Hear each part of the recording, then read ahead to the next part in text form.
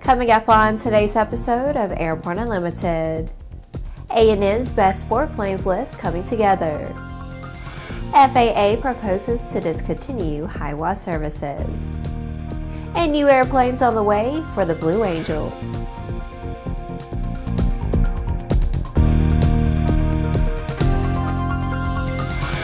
Hello, I'm Laura Hudson. It's August 17th, and this is Airborne Unlimited.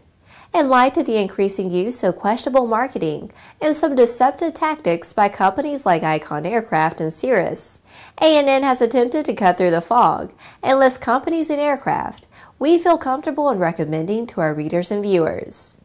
This year, we're pleased to report a solid and growing list of great planes and companies that deserve your consideration, and that we're also attempting to ease your chores by adding an integrity rating to our evaluation process to indicate the confidence we have in the data and companies we evaluate.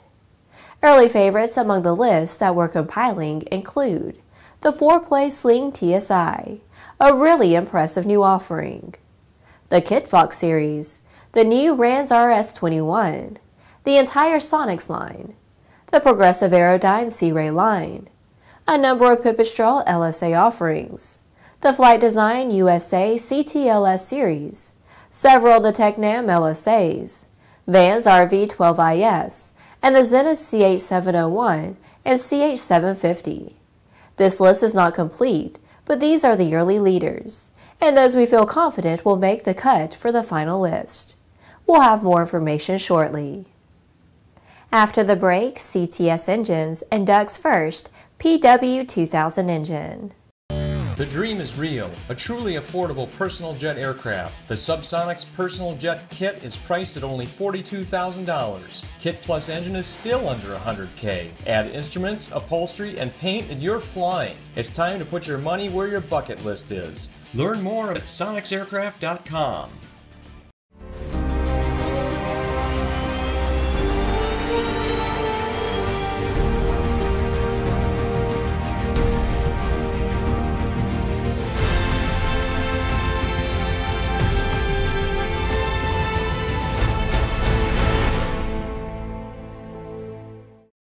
Welcome back. If you have a story suggestion for Airborne Unlimited, Aero-TV, Airborne Unmanned, the AMA Drone Report, our website or podcast, just email to news-spy@aero-news.net.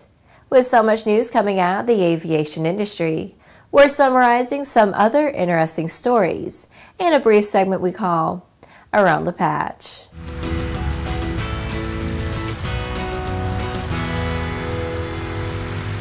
CTS Engines has inducted the first PW2000 engine into its engine overhaul facility in Fort Lauderdale, Florida, along with a CF680C2, CF680A, and CF650C2. The PW2000 represents the fourth engine model type serviced by CTS.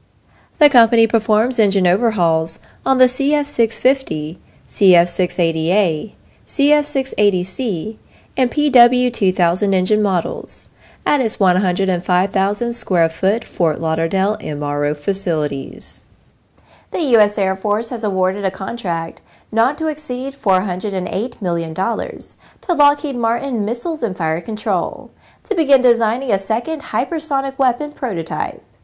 This contract will provide the critical design review, test and production readiness support for the Air-Launched Rapid Response Weapon.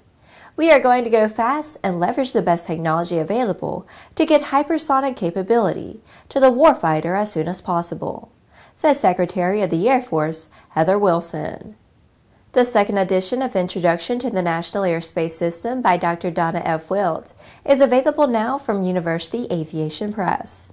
This book brings together comprehensive National Airspace System information from multiple FAA and other source materials, editing and expanding on them to form a cohesive, all-in-one account of a wide-reaching and complex topic.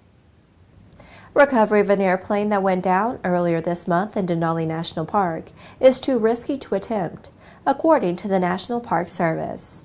The NPS said the de Havilland Beaver, operated by K2 Aviation and flown by pilot Craig Layson, was carrying 4 Polish passengers when it impacted terrain near the summit of Thunder Mountain, roughly 14 miles southwest of the summit of Denali. NPS confirmed that 4 people died and a 5th was unaccounted for. Well, that's it for today's trip around the patch. Now let's move on to the rest of the news. The FAA is requesting public comments on the agency's proposal to discontinue the Hazardous in-flight weather advisory service. According to the Federal Register, Hazardous in-flight weather advisory service is a continuous broadcast of weather advisories over a limited nationwide network of VORs that provide pilots with meteorological information related to hazardous weather. Since the early 1980s, the broadcast allows pilots to access hazardous weather while in flight without going through a flight service specialist. HIWAS was conceived when there is a large demand for in-flight briefings from specialists, and wait times could be extremely long. HIWAS alleviated the workload of specialists and helped to reduce wait times for pilots. At the time, pilots had no other choice but to contact flight service to obtain hazardous weather updates for the route of flight. Originally created by specialists using script, HIWAS is now produced using text-to-voice technology. With the advent of the Internet and other technology, the demand for in-flight services for flight service specialists has declined. Staffing was 3,000 plus specialists in more than 300 facilities during the early 1980s, and now consists of 3 hub facilities. In 2018, radio contacts dropped to less than 900 per day, from an average of 10,000 radio contacts per day. After these messages, new airplanes on the way for the Blue Angels. There's a difference between charting a steady course and pushing for the ceiling. And for nearly a century, Hartzell Propeller has been defining that difference. It's in our passion for engineering and research and our dedication to testing the limits of performance. We are built on honor. We are Hartzell Propeller. Concorde's recombinant gas RG series sealed battery technology produces a high-performance battery with the advantages of being pre-tested and fully charged at the factory. Find out more about Concorde's entire line of batteries at www.concordebattery.com. Concorde, the heart of your aircraft. Welcome back. The U.S. Department of Defense has awarded a contract valued at $17 million to Boeing for 11 new aircraft for the Blue Angels.